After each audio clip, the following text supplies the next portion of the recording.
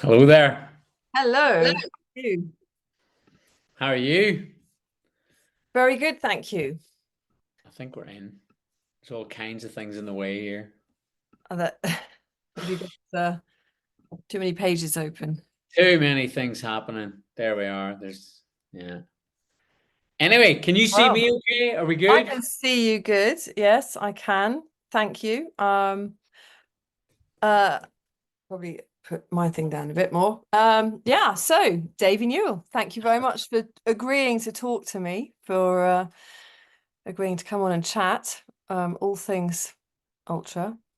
Um, the lap obviously is a really well established race now. When did you start it? It always surprises me, and I know you've told me this before, but it always surprises me that it was only like 2015, wasn't it? Not even 2019. 19. I just crack up every time It somebody says is. But really this is well it. established race. You This is know, it. It's only been going for 5 years, and yet it feels like it's been going forever. So I know a bit about the history, but tell everyone who's listening how it came about. well, Because yeah, it, your idea was such a good one. it is an interesting one. Like, and yeah, a few people, even some on my own team, don't really believe me sometimes. Um, In 2009, 10, I was organizing triathlons and all sorts. I was head of events for Guide Dogs for the Blind nationally as well. So I've been running events for a long time. That helps.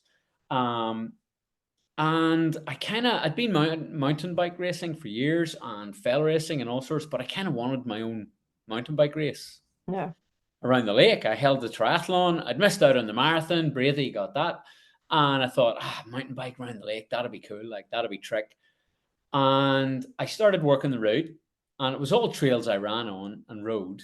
So it was a lot of single track. Whenever you do the lap, you realize it's possibly a wee bit different than a lot of other trail races because it's very single tracky. It's Yeah. very flowy, and it was designed as a mountain bike race, but there were just too many gates and styles around at the time, and I just filed it and I forgot about it. I binned it, and in 2019, I just tripped over the old map with all the highlighter route on it, and I looked at it, and I thought, that's an ultra.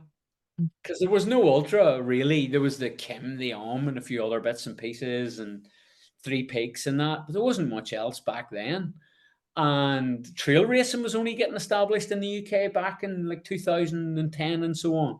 Mm. And I actually ran a couple of early trail races. I dipped my toe in the early days, and it was an interesting one. And I just filed it, and I found the map, and we finished it off. I just looked at it, and there was a couple of us looking at it, thinking that is definitely an ultra. And I started knocking doors and talking to people and landowners, and yeah, I hadn't launched a new event in a while. I'd kind of health issues and this, that, and having kids and all sorts. I'd kind of stepped away from the events world for a little while.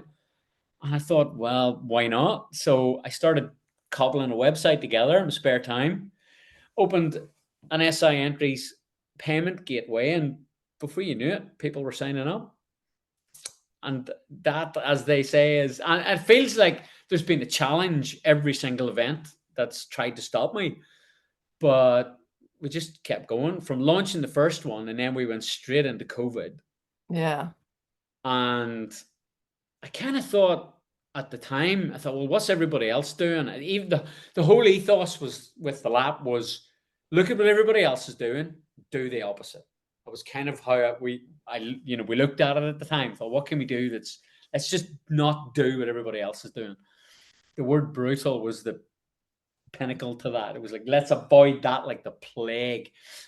And yeah, we just it was one of those. We just went for it, and like I thought with COVID as well, I thought, well, everybody else has cancelled. Let's not. I mean, Mm. you're only going to spend your money on Amazon. May as well stay in the lap bank account. And if it doesn't happen, I'll give it back to you. Yeah. And I was doing some sketchy post, and I was working with a lad at the time, James, and he was bollocking me left, right, and centre with some of the posts I was doing. I'd get a red social picture and like post on it, Boris says the lap can go ahead in September and stuff like that. Really bad. But hey, I mean, Boris was prime minister then. We could do whatever we want. Get away with But anything. I assume the May one can't have happened, but I imagine the September 2020 did go ahead. There was no such thing as a May one then. The May one, Oh, the okay. idea for the May one was if we have to cancel September, I don't want people having to wait a whole year. And I didn't want to change my dates. I thought that was, people won't like this. I thought that was weak. Your Okay. event is your date, and that's how you stamp your calendar. If you're changing the dates, that's just a bit, I couldn't handle that. And I thought, well, we'll stick to, and then I thought, well, if we're going to do May, let's just go the other way around. And it was kind of an early conversation, but we thought if we can do one race and put one event on well, could we do two? Of course you could. Same route, only backwards. Completely different race. But it works. And we launched that in COVID. I only launched it with 200 places because we wanted to keep the numbers down, keep it manageable. I submitted a COVID protocol around food and everything to county council, and they basically came back and said, can we copy this? And I was like, yep, cool, can I do it? And they're like, yep. So it went ahead and we sold out. We launched it in lockdown. We created it in lockdown, launched it in lockdown, sold it out in lockdown. That's pretty good. Yeah. And we just incrementally increased the numbers till we got the feel for where the sweet spot is, and that's where we are. That is amazing. I mean, there's so many unique aspects to the lap. One of them is that it's marked. Talk me through that. Well, I was working for the at the time, and I kind of like navigation. It is the Uber navigation event, and I've done the and the Kim. I've done the Kim. I don't think I ever did an I think I only ever raced when it was the Kim previous. And it was all navigation, and it's like I kind of thought the blocker to ultra is navigation. People don't like it. And it's a perishable skill. If you're not doing it all the time, you kind of forget a wee bit. And it's like people won't like it. Men in particular feel I should know how to navigate. And do you know what? Pretend they do. We're really good at letting on, and then we get lost. We can blame anybody. But it's like, let's just kill that whole thing. Let's I mean, the Euro trail race scene is all flagged. Mountain racing, sky racing, it's all flagged. So let's just flag it. Let's forget about nav. Bin that. There's enough navigation events out there. It's sorted. Let's just open a gateway for people who don't know how to navigate to do the distance. You have to start somewhere. Yeah. I mean, I don't run now. I can't run now. But I was racing for years. And I remember my first fell race in the lakes, as we Northern Irish lad, not a clue, just going, hoping I didn't lose sight of that lad in front of me, just because I didn't have a notion. And that to me that's the only thing in running I miss is short, hard fell racing, straight up, straight down. And some of the races in the lakes are just stunning for that. And yeah, I just thought, let's just not do that. Let's just flag it as best as we humanly possibly can. And obviously we lied through our teeth for the first race. I had 150 signs that I blue petered. We were cutting them out with scissors and putting the stickers on. It was horrendous, and telling people there were hundreds of them out there. And it was basically trailhead signage is all I had. But I mean, you have to get started somehow, don't you? Yeah. And we had 131 people, I think it was, in the first race. Yeah.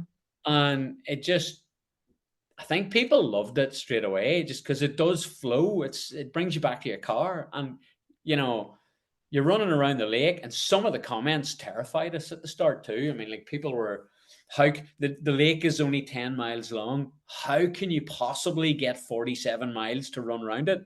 And I was like, well, my brother's twice the size of me. His jeans are bigger than mine, so it kind of explains it. So he's going to hate me for that. And I fly him in every race too, because we don't get to see each other that much. So he's really, what could you say? He's not that smart, but he can lift really heavy boxes. So he's really useful at the event. He is actually brilliant. I place him at the finishing line, and he's brilliant for looking after broken people. He's really good. Well, So, and that takes us neatly to the fact that a lot of people think they're running around a lake which is flat. it is lovely and flat. Even when And it's so, windy, it's not that hilly. It's beautifully flat. so you get a lot of people coming in going, "Holy shit, where do those hills come from?" I know. Yeah. That's kind of my fault. It's I kind of looked through every little rabbit cut through in the hedge. If there was a hill, we went for it. And it's like, well, it's the lakes, right? Wansfell's our highest point, and Wansfell, and as far as it's a big hill, but as Mm. far as lakes go, it's nothing. It's a small fell. Yeah. People are debating at the minute in the Facebook group how many Wainwrights you go over, and it's like I keep wanting to weigh it in, but it's like if I've read the books wrong, I'm going to get hammered here because I'm sure Baystones is classed as a Wainwright, as is Wansfell Pike. So the two are there. It's effectively the same mountain, but they both weight. So I'm just going to leave it for people to sort themselves out. It's too complicated. Outlying fells and fells of note at all sorts. Oh, There are yeah. loads of them. But basically, any little spike that I could find, it's like, Yeah. we're going up there. We're going up there. Just And we nice. got 47 miles out of it. And people still say to me, why don't you make it 50? Could make it 50. I love messing with people's OCD. I love watching those guys run in the car park. It's like they're ruined and they're just trying. They're trying to get it up there. No, do you really? They Oh can't. yeah, but it flowed at Yeah. Yeah. 47, It and I is what didn't it want to is. be one of those guys that added cobbled something on just to make the distance. And even though we had a venue change, we had a venue change a year ago. Mm. I was looking. It could have been 50. I could have added on Baystones to the original route and made it 50, and I didn't really want to because I wanted just to go up straight back down. But whenever we needed to make that venue change, I needed to keep the distance, so it was easy. I had that buffer. It was add Baystones. The view is stunning. It's a bit boggy, but man, it dries out quick. Mm. But it's the view makes it worth it, And if you're going in May clockwise, yeah, it's a bit boggy, whatever. It's fell running, and it's trail running. That's what it's about. And by the time you get the Troutback, you get the best pizza in Cumbria. So it doesn't really matter. Yes, I have yet to witness this pizza everyone keeps talking about. That is good. Next It is proper. next It's time I come up, I'm gonna have to go take the ferry and pop across. You can. It's just right there. You can literally get the ferry and just head straight up and rock into Troutback and get a slice of the best pizza going. It's like I've worked on races all over, and most races, a lot of races will do pizza, but it's your £2.50 box pizza. Mm. And the second you pull it out of the oven, bananas, like it's not attractive, So I thought, how can we do this better? Yeah, and it was like it's a wedding catering company with a dual pizza oven in the back of a van, Yeah, and they're rolling them out fresh. they Uh, must be. Yeah. it's So what? meant, Can you just like grab a slice on the way through the checkpoint? yeah. Grab Yeah. a slice, grab a couple of slices. That's It's not yeah. often the race organizer buys everybody a pizza, but That it's does sound proper. really good. I just thought, the way I look at the lap is, I mountain bike racing. I did really quite well. I was quite good back in the day, living on past glories, and I know what it's like to be at the sharp end of the field. But I also know what it's like to be the last man across the line at the finish, Mm. and it's like, well, there's a couple of golden rules I need to put in place for the lap here. If I'm going to launch another event, it has to be the last person through each feed station has the same choice as the first. And we got to do better. I know what food's out there in other races. I worked on races all over the place. I've done races all over the place, and people don't know who I am. So I know what the food is. And it's like, we got to be better. We've got to do it better. And it's like, I was actually talking to a landowner today. I had a couple of meetings out on the route today, and it's like the lap. Yeah, it's a trail run, but effectively, I open I opened 6 restaurants in off-grid locations with 1,000 covers and like 6 people to staff them. And when you look at it like that, it's mental. And Yeah, it's the food bill is astronomical, but the social media feed is all about the food after. So, it's you worth know, it. It's it's one worth of the it. things you're known for. I mean, Yeah. that's 47 mile smorgasbord. There you go. That's been talked about. That's yeah. all about the food. It's all about the trail. It's all about the food. It's all about the signage. Well, the signage, yeah, the food, the signage. You mentioned there about the landowners. I know we've talked before about issues that other race directors have had. You know, it can be a really difficult part of putting on a race, is getting permission from all the landowners whose land you cross. You know, what's your how do you go about it, and what's your top tip? I knock every door and put a letter through it or hover and actually talk to everybody. And that includes, we go through a bit of an estate in Windermere. I'm a council estate lad, right? We don't get a sign moved in Windermere anymore. Now, actually, it's stickers on the lampposts now, and they're there all year. I didn't take them down. I thought, well, let's see what happens. If somebody complains and whinges at me, I'll take them down. But the sticker below it is pick up your dog poo. So how offensive can an arrow be? Like, I mean, come on. So they don't get moved. But I personally would have moved everything as a kid. I would have wanted to see the runners going around in circles, like. But because I knock all the doors and have a crack with everybody, we don't have a problem. And it's the same with the landowners. Um, we just knock every door, have a chat, you Yeah. know, and like talk to the farmers. Where what have you got in your paddocks? Like in May, do you have lambs? What are you doing with your sheep? In September, it's different. There's more cows out and about. And like, I know runners are terrified of cows now. I don't get that. It does my head in when I see races giving belt buckles to people that are terrified of cows. Like, belt buckles are for bull riding and riding broncs. Like, it doesn't make sense. And it's just like, but my farmers now are like, I'll ring them 3-4 weeks beforehand, and it starts for me 6 weeks out. Really, it really ramps up. That's when I really go to town on the race. Right. But it's the door knocking and it's the letter drop, letting everybody know, and that's what's not happening. I think in some other races, they all know now. Double-edged sword. If anybody has a grievance about anything, signs can go missing. That you're giving them the heads up. You can go out and mess with the route. We get very little of that. There's a wee bit at Matson Ground on Brantfell, but what we do to combat that, I'm not going to say what we do to combat that now, because that'll be giving the secret away to how we combat it, just in case the person who's doing it hears it. Ah, But we combat that, and there's somebody's got a grievance on that section, okay. and I try and knock every door, but it is a dog walking area, and it could just be someone from Windermere who doesn't know. It's like they live off the route. They haven't had a letter through the door, but if you're actually on the route, you'll have a letter through the door. And I live just South Lakes. Like, I'm 20 minutes away from Newby Bridge, not even 10 minutes away from Newby Bridge. I was at HQ this afternoon, and that's a 20-minute drive for me. So if we leave a sign in place, or if something's not right, I can just drive up the lake, sort it out. Right. Yeah. So, and then nearly all my team are based around the lake. It's almost a prerequisite. You have, if you live locally, and that's the trick. We look after, as we look after our team a wee bit differently than most races. But I do. If you're A, Cumbrian, B, live within 20 minutes or 20 mile of the route in any direction, then like you'll get a job, and it is a job. It's not a volunteer role; it's a job.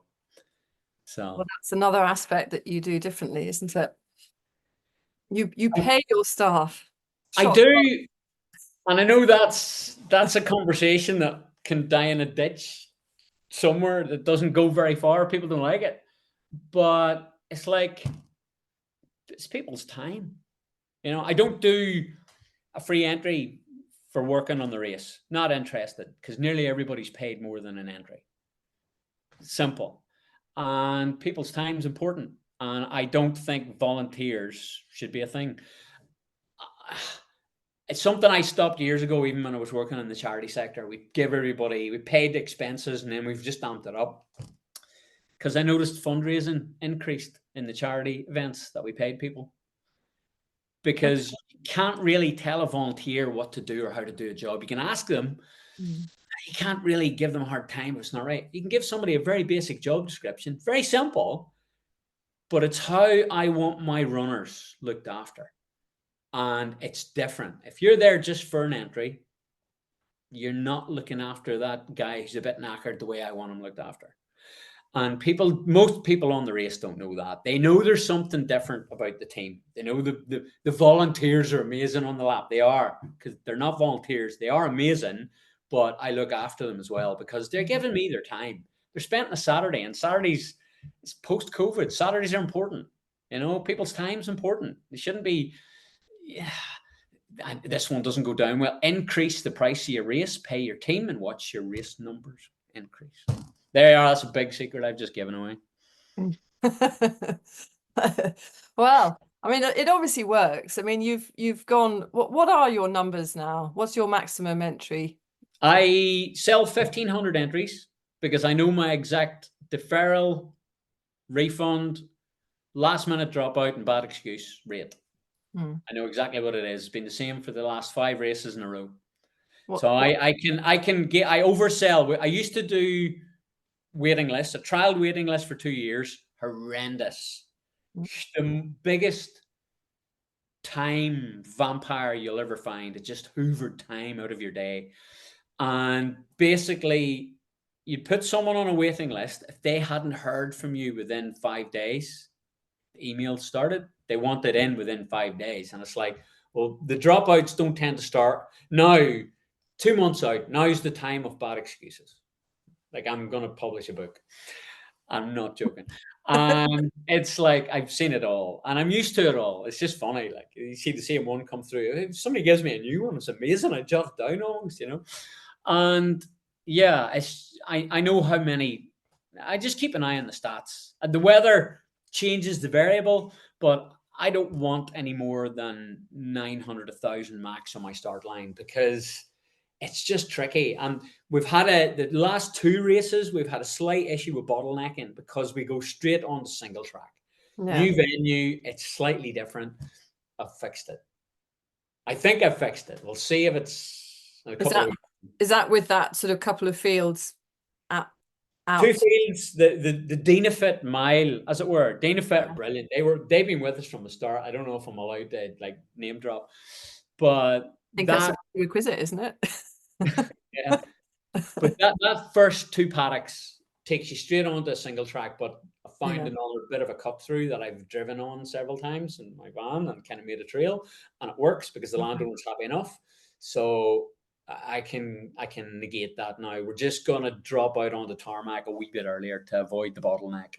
That'll just allow people to stretch out and then they're on. Yeah. The best bet is like looking at the map. I almost couldn't get my head around it. The tarmac followed the trail exactly. And it's like, there's no difference in distance. And nobody's going to remember the half mile of tarmac extra they had to run at the start. They had to run it at the finish is all they'd remember. But they won't remember it. It's gone. And it'll filter out my start. Hopefully that'll work. Because the first year at the new venue, I just decided to not do anything. Just let it happen. And see what went wrong. Then we could fix it next time. Yeah. And we tweaked it, but there's still an issue with bottlenecking that's annoying me. I'd like everybody to get a clean exit. But it's like you're looking at 800 people going onto a single track that's full of roots and rocks. And that to me is trail. That's the sort of trail I loved running on. Fire road, towpath. I'd rather have gnarly, single tracky, rooty, rocky trail that you have to think. Which exhausts you as much. So it's good. Another aspect of your race is that you're there to welcome everyone in, regardless of what time they come in. Yep. Which is lovely, actually. You've told me many times that that you can walk it. 3 miles an hour, you can do a lap. If you want to. And many people do. And then that's a time, isn't it? That's a time to beat. And then you've done an ultra. Now, for the navigation heroes out there, no sarcasm there at all, honestly. I'm not known for that at all. But it's like, to progress in ultra, you're gonna have to learn to navigate. Hmm.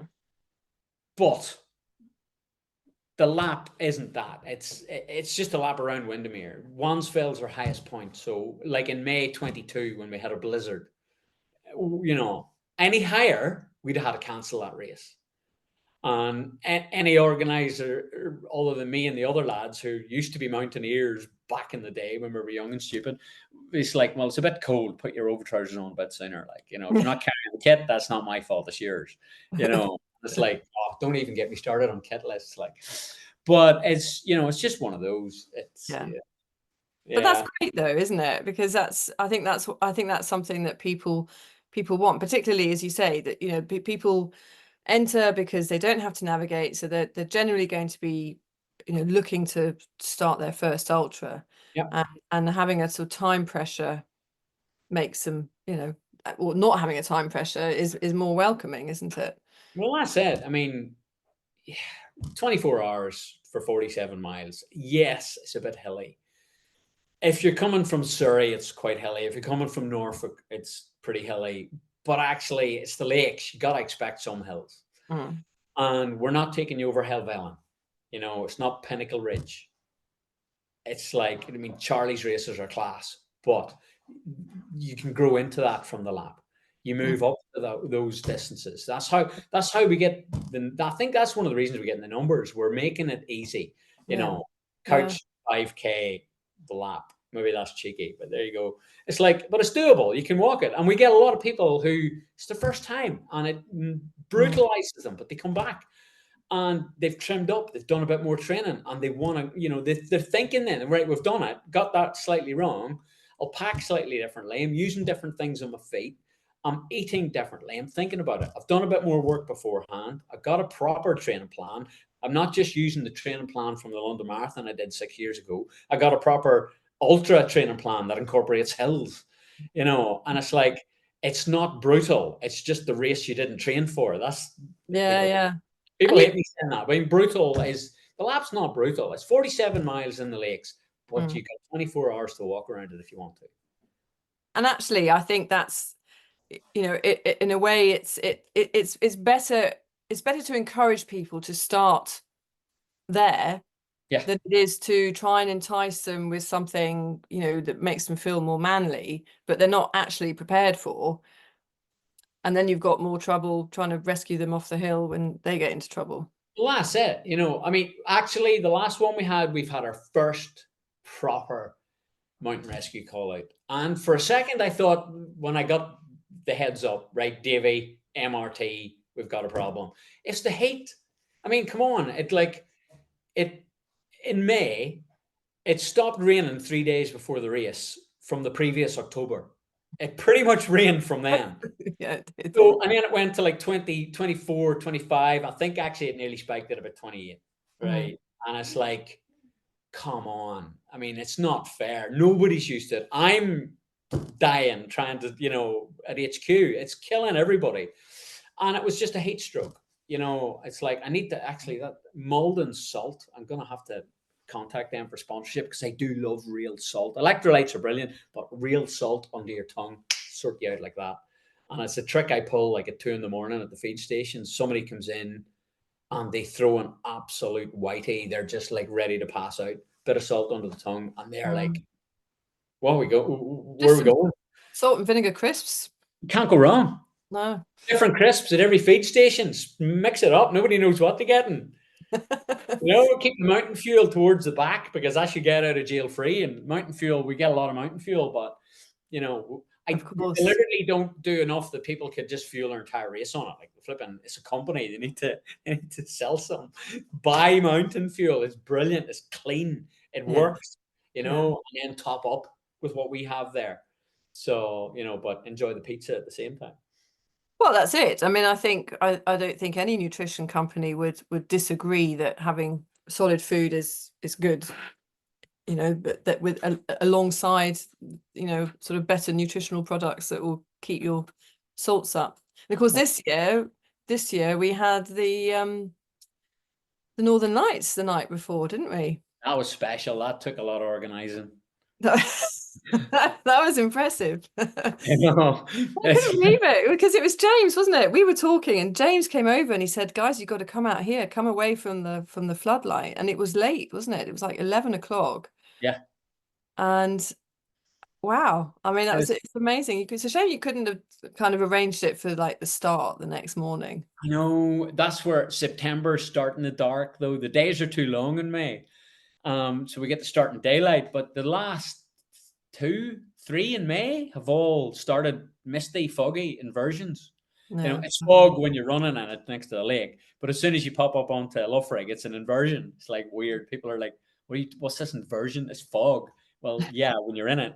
When you get up that hill, then it's different. Then you change it, it's an inversion now. But yeah, no, that was pretty special to have that Yeah. aurora. And that's another thing too, though. Photographers,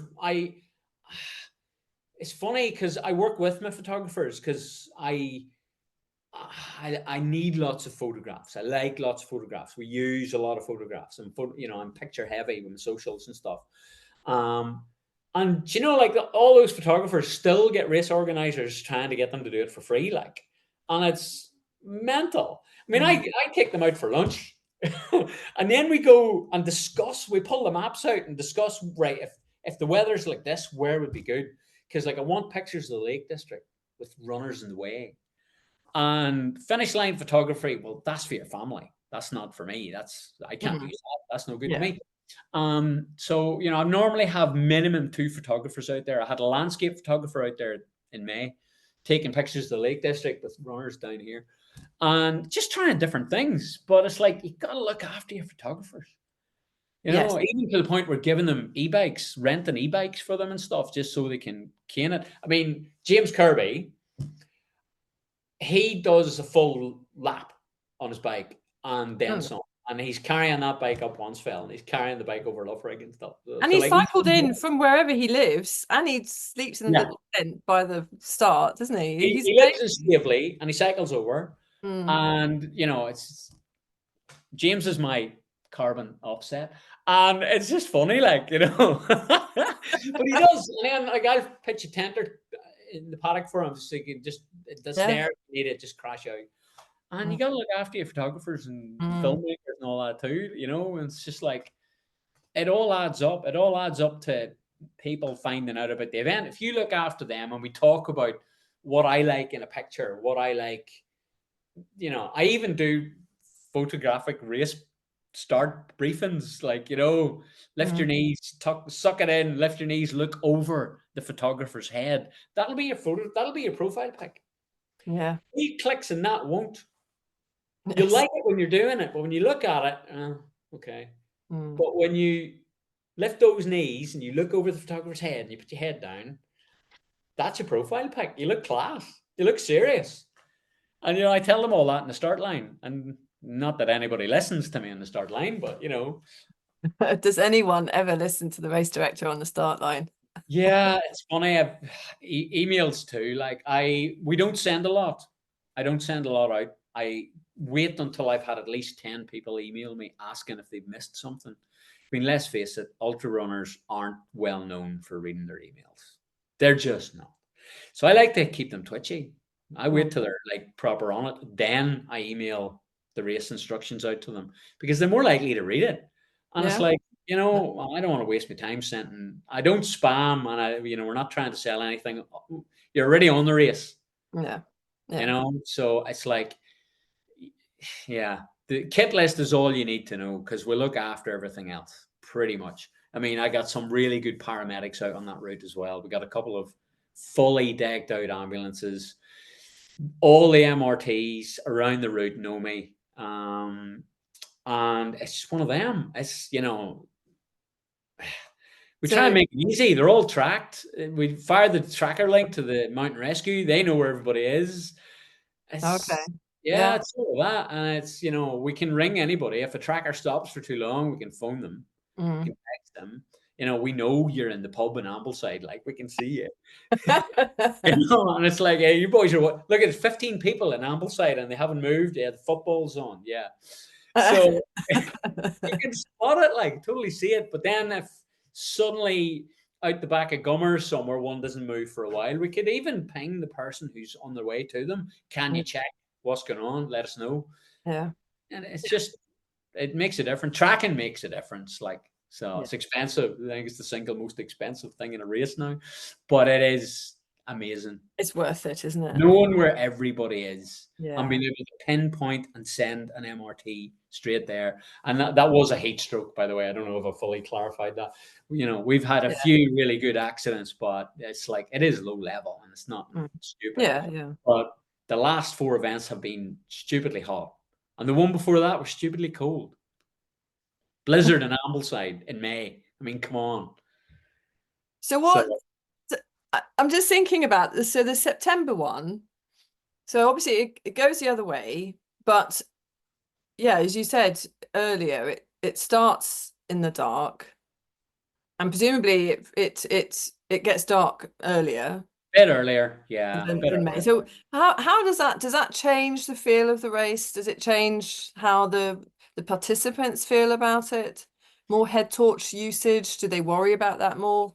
Well, it's one of those. It's like at the start, where we are at the minute, you don't need a head torch, really, because you have enough peripheral vision to run down 2 paddocks down to the lakeshore and hang a left. By the time you get down there, it's light, Yeah. enough. Where we were before, we had to run through a couple of sections of wooded terrain, and that is pitch black under the trees. So you needed your head torch more. I don't think it does.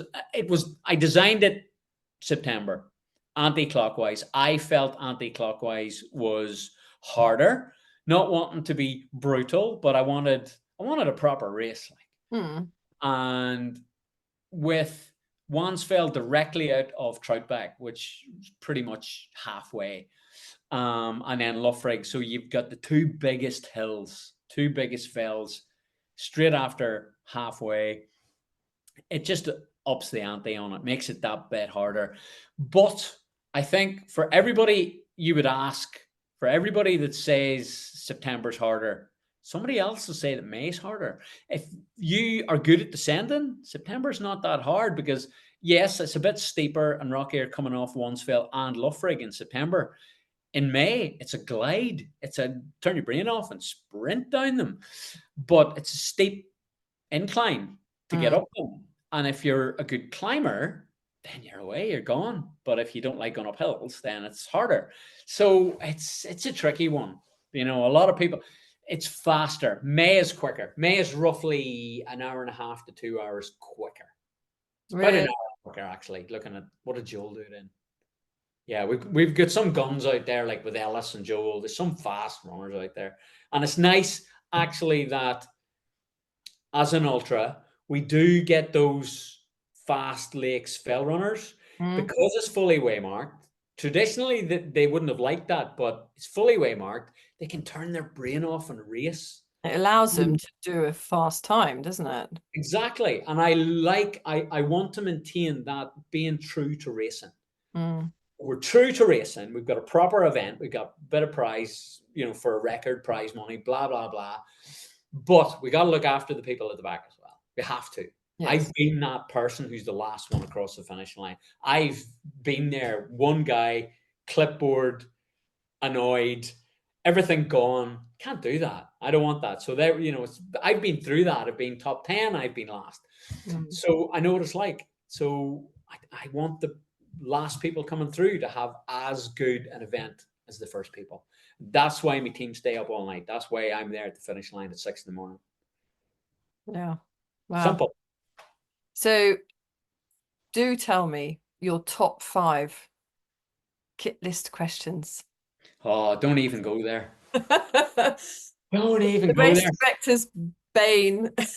Yeah, it is a foil blanket, not a foil your bag. Is it a foil bag, not a foil blanket? Right. Oh, dear. Heat reflective. What I have on the website, and I'm reluctant to change it, is heat reflective or foil bag. Okay, you crawl into that bag, you warm up quick. Okay, I'm a firm believer hypothermia is a clothing choice. It's entirely your own fault. So it's easy. I've just stood over them laughing at them too many times. Why are you not? Why are you wearing your fell running shorts? It's snowing. If I put my trousers on, my race is over. Well, your race is over, and you haven't put them on. Your lips are blue, and that lovely big ambulance is waiting for you. And it's like, come on, don't be silly. It's like, it's just not smart. It might be an ultra arrogance thing, but it's not smart. Kit lists are there for a reason, and carrying kit is part of the challenge of ultra. So having no kit isn't ultra, so you can't do it. And now we do registration the night before, and people could effectively bin half the stuff, but I love it when they're caught out. I love it when they're in the back of that ambulance and they're like, right, all my paramedics are like, for whatever reason, they're in the back of that ambulance. You check the kit. You tell me if that kit list's not there, because I'll invoice them for your entire bill. And that's a terrifying thought, because I know how much that is. And it's just being stupid. But it is for me, it's the foil bag. Okay. And it's not a bivy bag. It costs about a tenner. It's not even, you get it for less than a tenner. And if it's not for you, it's for the person you find on the trail. And it's an easy one. And it doesn't matter that the sun is cracking the flags and the trail is dry and loamy and dusty. It's the lakes, and it could break at any second. And it has done. And I've seen it all. And I live here. I know what it does up here. And I know, but it is that foil bag. If you carry in that bag, doesn't matter what goes wrong, you crawl into that, you're buying yourself a lot of time. You put someone in that. It's tricky. And if you can't get them into it, rip it. It's a blanket then. Yeah. If you just bring a blanket, you've just got a blanket. You got to get that underneath them. The ground is still taking the heat from you. You got to if you can get people into that bag, it's just a no-brainer. They're cheap, they're small. It's a no-brainer for me. Waterproof jackets. Oh my goodness. I've worked for every outdoor under the sun. Tape seams, it's like, no, not sellotape. If the sewing machine holes have not got a cover on them, it is not tape seamed. And as much as I love that brand and I've used it my entire life, we can't accept it. But, there's so much out there. And I've done a few tutorials on waterproofs. No, my waterproof is not leaking. I just haven't washed it. Skin is more breathable than any fabric that any waterproof is made from. They're all playing catch up. An alive human will sweat a pint an hour, roughly. Male or female, roughly. You throw that over somebody, they're not going to be happy. That's a lot of water, right? You throw that up the inside of a jacket. And remember, when it's raining and the wind's blowing into your face, there's a dirty great big hole right here, right? People worry about a pinprick. There's a face-sized hole right there. The wind is blowing the rain past your ears. It is getting in. More big holes, big one at the bottom where the heat of your body is drawing the moisture up in. If you're not washing your gear after every couple of runs, you're clogging all the pores in it up anyway. So you're just turning it into a bin bag. So it's just, we tell people, wash your jacket. It's all you need to do. Keep it washed. And it's not leaking. You're just alive. And you're sweating. And nothing can catch up. That's the other big one. Yeah. Then it's just because I've worked in the outdoor industry and I've heard it all before, and it's just like, oh, here we go. But people don't know, especially road runners that are coming onto the trail. And should I say this? London Marathon this year was it 840,000 people applied for the ballot? They're all going to want to run 50 miles at some point. Waymark ones, the ones they're going to first. Well, so people, but those guys, road running, not so much. They're not really familiar with the kit for the fells. And it took me a couple of races to figure that out, that I need to tell them what to wear and how to wear it. Because they don't know. And it's not their fault they don't know. They just want to do an ultra. Yeah. And it's fair enough. And it's like, okay, I've been immersed in the outdoor world nearly my whole life. So you got to put that aside and just, right, these guys are just coming in. They've been running the streets of Bolton. They've been running the streets of Manchester. They've been running the streets of Leeds. They're getting into trail. They're new to trail. Yes, there's a big educational curve that you are at the start of, really. Yeah. by being that perfect first race. The Well, onus is on you we're not to train, perfect yet, but we are trying. but the onus is on you to train them, Davy. Well, we do try, like we definitely do try. We give it a good go. Yeah. But again, ultra runners don't read emails. But then they're not ultra runners, so they've done one. So they do get nervous. You can tell by the Facebook group's really interesting. It's kind of self-policed now. It's brilliant. I don't get in very much. I think I'm too sarcastic for it anyway. Just like people don't get my Northern Irish sense of humor at all. But that's okay. You tend to find I've got a few other people primed to answer that for me because I'll just say something wrong and they'll take it the wrong way. And but mostly any question asked in the group is answered by somebody who's done the race now. Okay. And that's really nice. It's like Yeah. I tend to stay out of it unless it's really wrong or trying to sell something. It's just not interested. There's enough groups that just get spammed. Yeah. I don't even apologize. You're just going to get deleted, Yeah. and I've had to.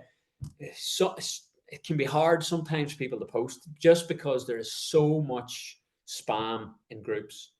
We're targeted. Groups are heavily targeted by hacker farms and everything. So it's like you got to set up so many keywords, and it can get really restrictive. But if I don't do that, then you're just getting targeted by awful videos all Oh, the time. really? So God. you got to really be on it with your keyword targeting for groups. You got to learn that too. So it's just one of those. You got to Oh, play around with it and try and figure out how to minimize the amount of spam, but keep the group open for people to ask questions and for RO sarcastic Davy Newell not to come in and answer the question, but to allow people time to answer the question because they always do. So, do we actually like walkers? Yes, we do because I'm one. I can't run. And we look after walkers. And I know how to look after walkers because I know how I want to be looked after. So we look after you well. So the food, real Coca-Cola, there's another one. We look after you properly. yeah. So, and you've enough time. It's the cutoffs are not savage. And you do, I mean, you do all the social media yourself, don't you? I do. Yes. So, You know, you've got to figure it all out and do it all yourself. So, part of being a race organizer, it's like, what do we do? And again, that's another increase. Have the entry fee set at the right amount that you can pay everybody and that you can have time in your life to do things properly and keep the PR going and work and answer the emails as quickly as you can. I mean, it's hard this time of year because the kids are off school and it's like, you're trying to get 5 minutes. Right, there's 10 emails in my inbox this morning. Let's go for it at 5:30 in the morning. Somebody gets up 10 minutes after you do. And it's like, right, brilliant. I've not even got my coffee in me yet. And you're awake and I'm trying to answer these. And it's like, are we going out the bike today? Yes, we are. yes, There you go. perhaps putting a race on immediately after the longest holiday wasn't the best idea. Well, it's a challenge, isn't it? I need my challenges too. But no, it's good. It's good. So I mean, this does sound like a full-time job. What else is there in Davy's world? I mean, do you put all your time into this? Do I you? put a lot of time into it. Yeah. I mean, one thing I noticed with a lot of races, the second they become successful, the person who came up with the idea, created the race, put somebody else in charge. They put a manager in. So the passion is stepped back and someone who's just doing a job, however well they're just doing a job, is taking over. Hmm. And you got, if it's wrong, I got to take it on the chin. If it's right, I got to make sure it stays right. So yeah, it's a full time job now. It's the two of them is definite, and people are like, I had an events company before with a lot more events, but I was able to do that then. Hmm. And yeah, I keep coming up with ideas and other things I want to do, but they will take time and energy away from the two laps, and they need to be right. Yeah. So yeah, they need to be right. So I work pretty hard at them. So the website takes a lot. Socials take a lot. I get a hard time from my mates on that. It's like, but then I give them a challenge: do 2 social posts in the morning for me. There's all my photo albums. And it's like, oh, it's just because you're Irish, you can come up with a sentence. It's like, well, is it really like every day? Tell me about it. You got to come up with a sentence every day with a picture every day, something new every day. Hmm. And it's the reason like people are paid vast sums of money for it because it's hard work. Sorry, And vast sums of money. I'm missing I out. don't know how you get there. I don't know how you get there, but social media guy, how do they do it? You know? But it's just like, yeah, I just seem to be paying me photographers loads of money, but that works. That's part of it. Look Mm. after your photographers, you get better pictures, you get more of them, you've got more choice.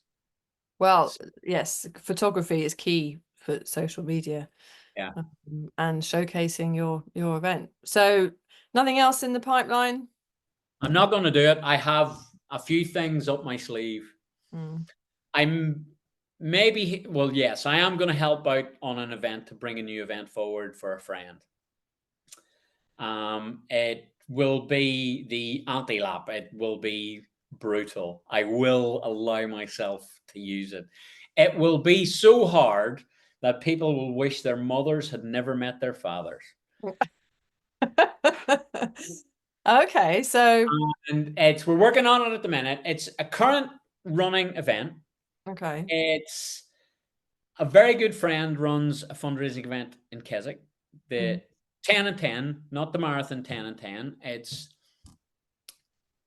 a fundraising event for MS. Yvonne Booth, her husband Dunk, was one of the top climbers in the Lake District. We were both diagnosed with MS on the same day, on the same ward, in the same hospital. So we've known each other for years. And she launched the 10 and 10 challenge years ago, and it's just happened. And she's had the route changes slightly. There've been 5 different 10 and 10 challenges. Or no, I've 3 different 10 heard and of 10. this. Does it start and finish in the pub? Yes. Yes. Yes, the Swin side. Yes. Yes. So it will be one Yes. of one of the hardest things to happen, and definitely in the Lake District, if not the country. So That we're working on that at the minute. And I have other ideas for me, but I'm not going to do it. I'm going to look after the lap, make sure the lap's right, because yeah. it's it's a special event. It's grown quickly because it's gorgeous. It's Mm. grown quickly because we work hard.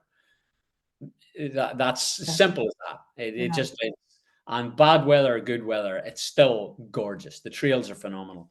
And this, yeah, the the no hope always cure ultra. It's going to be hard. So keep your eyes open for that. Yes. Yes. I know this. I had this on my list when I could run. Yeah. Yeah, yeah. It's a Yeah. lovely pub as well, It actually. is. Yeah, they've completely revamped it too. Have they? So, but the route is a combination of the 3 10 and 10 challenges that they've held over the years as fundraising events for MS. Um, the joining them up, there is a record on it, Mm. and it is hard. It is fast. You can if you get on the 10 and 10 website, you can find it, and you can pick up the GPX for it, and you can just go and do it for a Mm. donation. But we're going to see if we can make an actual event. Yeah. Awesome. But we're still trying to decide how much of the lap that we bring into it. We bring a lot of the lap into it, but we're not going to waymark it. We'll trailhead waymark it. But the weather will play its hand completely differently in that one. So yeah, the weather it needs to be right. We know enough of the mountain rescues teams locally. We know enough people locally to be able to hold our head up and have chatted to the right people who all think we're mad. But you got to do these things right. You got to do them. Yeah, yeah. Oh, Yeah. fantastic. Well, thank you so much for talking to me. I think that sounds fascinating. All the best with it. We'll look forward to having it come out. And good luck at this September's anti-clockwise event. All going well. Yeah, thank you for talking to me. You're very welcome.